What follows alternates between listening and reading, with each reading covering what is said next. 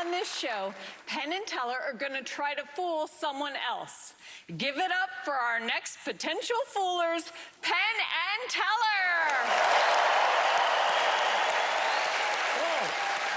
I have to admit, Joe and I are a little nervous about this. Actually, we are a lot nervous because we're about to do something that no judge on any talent show has ever done before. No judge in any show, really. We're going to do a trick, and we're going to let someone else judge us. And we're not just going to let anyone judge us. We're going to let ourselves be judged by the greatest living magician in the world, David Copperfield.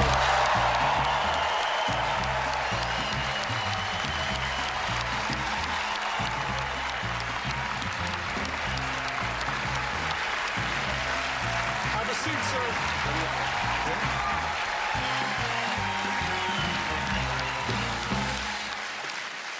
Anything you can do to distract yourself, please do.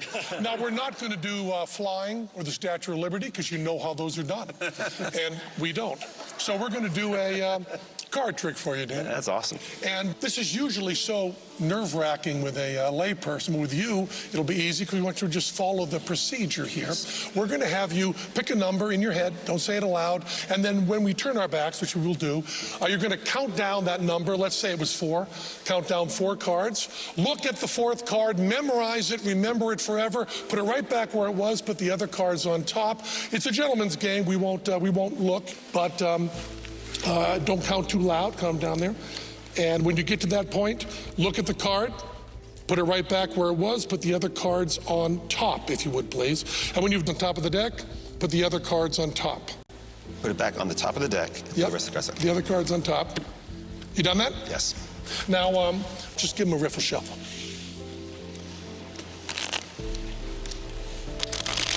Beautiful. And one more. Give him another riffle shuffle. And you know, David, we've been friends for 30 years. They say trust everybody but cut the cards. Give the cards a cut and complete the cut. Yeah, okay. Now you want to examine. Everything happens in this trick in Teller's right-hand coat pockets. You want to reach into Teller's right-hand coat pocket, make sure there's nothing in there, and make sure there's no electronics or anything. Reach in, make sure. Yeah, Teller thought. It's for me. Yeah, Teller thought it might get rough. It looks like it's going to be okay. You're being friendly about it. So the pocket's empty, no electronics. Check that all out. Yes. Going to put the cards in right here. Now, Teller's going to pull the cards out one by one and put them down on the table. Now, we're not going to read your face or anything, but you spell the card in your head. Each card that goes down, you spell one of the letters, and do spell of. So it's Ace of Spades, A-C-E-O-F, S-P-A-D-E-S. The audience will be doing it along with you, but everybody be quiet. Don't spell it out. He is going to deal the cards out. That'll be the first letter of the card. Now the cards were taken. David went down, picked one of them, put the other ones on top, shuffled them twice, and then gave them a cut. He shuffled them twice himself, and he gave them a cut.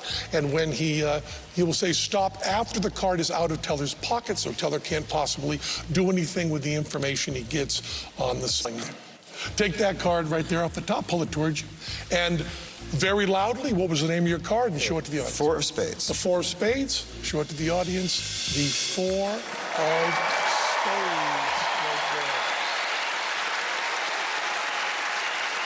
And now you go over to that seat and you see whether we fooled you or not. All right. Penn and Teller. All right. Okay. Well, that's very impressive. Nerve-wracking. How did you decide what trick to do? Well, David does stage illusions. Huge, fabulous. You got to stay away from all of that. Right. So we tried to find the stuff that David had done the least of. He hasn't done a lot of card stuff. So we went with a card trick that has, I think, a couple principles that David probably knows, and we hope a couple principles that will hit David on the side of the head like a baseball bat, because there is some competition here. Yeah, I mean, this is a huge risk. Yeah. There's no reason on earth to do this. No. As a matter of fact, as I think about it now, I don't know why we thought of this. We thought, boy, this is really brave. This is really great. No one else would do this. And there's a reason no one else would do this. It's stupid. But it's giving you sort of a good side. Now you You're know going to what be so everybody's much doing. kinder Right? to the people who are on the show. Yes. And looking down at him with his hands and his beady little eyes, it's horrifying. He's making notes. Yeah, you guys do that all the time. I know, I'm but it's terrifying to watch someone else do it. Sometimes I think you guys are just doing your grocery list. There's all this stuff you're trying to do. See, seeing a magic trick once, as opposed to seeing it on TV where you can run it back. Seeing it once like that, you're trying to remember, did she shuffle the deck before or after she did the spread? When did they go below the table? When did they touch their pockets? When did they do this? When did they do that? And you're trying to reconstruct that. So now, what's at stake here? Like, if he guesses, does he win the theater? I think we haven't set that up. I'm very glad he didn't negotiate, because it could be David Copperfield's Fool Us from now on. Wow. Okay, it's time to see if David Copperfield has figured out Penn and Teller's trick. But first, let's take a quick commercial break.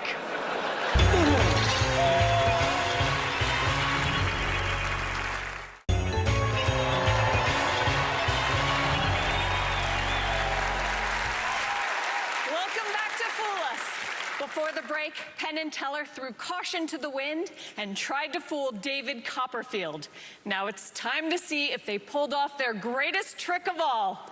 David, how do you think they did it? Well, I didn't get every single thing about it. Not everything. Some detail in there that was really great, and it made me smile for a second. But mostly, you talk in code in this chair. So I'm going to talk in code. Magic, like in life, it's important to have order.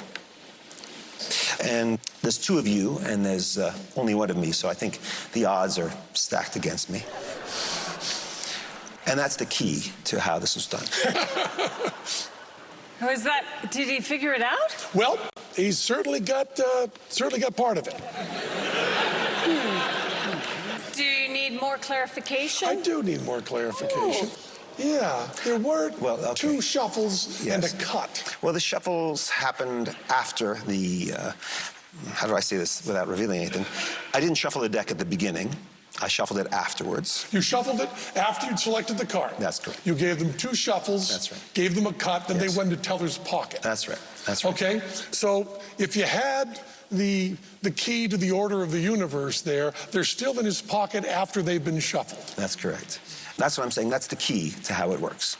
Right, but if you have your key, yes, and then you're shuffling around, yes, the key no longer opens the door. But life's order doesn't change.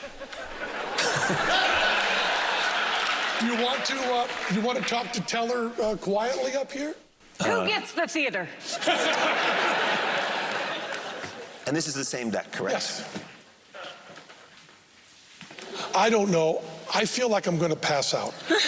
So I'm going to stay here with you, and I'm going to let the grown-ups talk. Okay. Because I am so terrified. Just hold me, Alice. Yeah. That's how I feel most of the time on this show.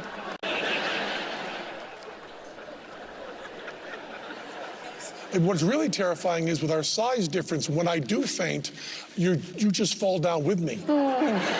That's the problem. Oh, no. That's, yeah. So, David, what's the final verdict? I say that, there's lots of details that I knew, and maybe one detail that I didn't know, which makes me extremely happy. Because I want to be fooled, and that means you fooled me.